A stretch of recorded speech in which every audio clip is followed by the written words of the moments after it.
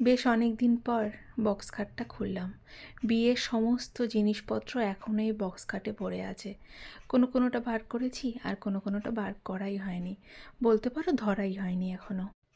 যেহেতু মা আছে, তাই মায়ের জন্য একটা কম্বল আলাদা করে আমি বক্স খাটে রেখে দিই। মা যখন আসে তখন সেটা আমি বের করে দিই।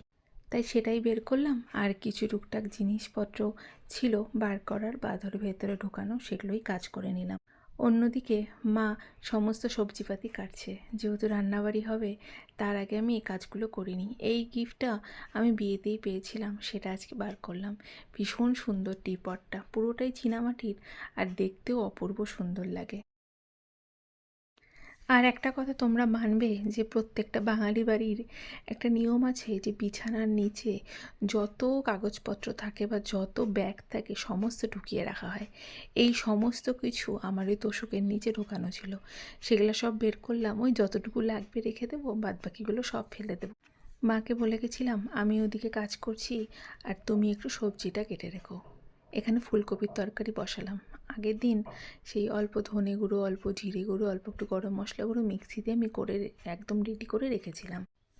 এবার সেটা দিয়েই ফুলকপির তরকারি করছি, আর অন্যদিকে মায়ের আর আমাদের জন্য সকালবেলা বানাবো একটু গোলা রুটি, সেটাই তৈরি করছিলাম।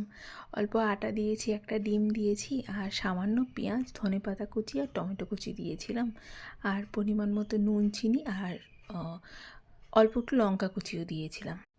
পরিমাণ মতো জল দিয়ে গোলা রুটিটা ভালো মতো তৈরি করলাম।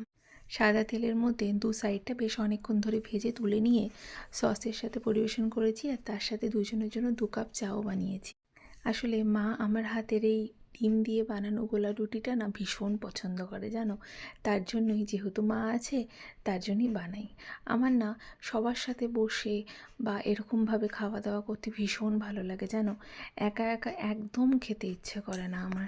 সেটা সকালে হোক, দুপুরে হোক বা রাতে হোক, আমার একা একা খেতে একদম মন চায় না। অন্যদিকে তো ফুলকপিটা হয়ে গেছে, আর এখানে চিংড়ি মাছ ভাপাটাও বসিয়ে দিচ্ছি। বেশ খানিকটা সর্ষে ওই লঙ্কা দিয়ে বেটে রেখেছিলাম, পরিমাণ মতো নুন, কাঁচা লঙ্কা, কালো জিরে, সর্ষার তেল দিয়ে ভালো মতন মিশিয়ে পরিমাণ মতো জল দিয়ে 2টো সিটি দিয়ে দিয়ে দেবো।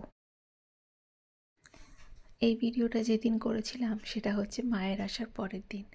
আজকে দেখো, দেখতে দেখতে 3-4 দিন হয়ে গেল মা চলে এসেছে। আবার কোনো দিন হুট করে বলে বসবে আমার বাড়ি যাওয়ার সময় চলে আসছে। সত্যি কথা বলতে কি, বিয়ের পর মাকে ছাড়া থাকাটা সত্যিই কিন্তু ভীষণ কষ্টকর, যেটা একটা মেয়েই আর তার মাই সব থেকে ভালো বোঝে।